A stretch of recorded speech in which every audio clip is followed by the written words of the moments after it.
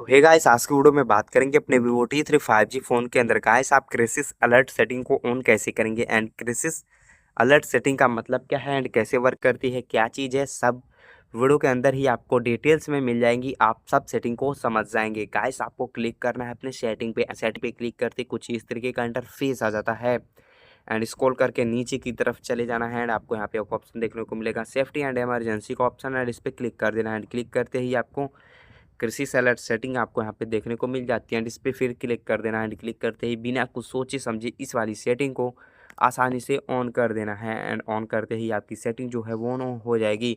अब आपके फ़ोन पे कोई भी आपदा आने वाली रहेगी, कोई भी संकट आने वाले रहेगा तो आपको पहले ही पता चल जाएगा। तो गाइस अगर वीडियो अच्छी लगी हो तो वीडियो को एक लाइक कर दे, चैनल को भी सब्सक्राइब करें ताकि हमारी इस तरह की नॉलेजफुल वीडियो आप तक हमेशा पहुँचती रहे। तो मिलते हैं किसी नेक्स्ट वीडियो एंड किसी नेक्स्ट टॉपिक में। तो अभी के लिए चैनल को सब्सक्राइब करो एंड एक छोटा सा कमेंट भी कर दो।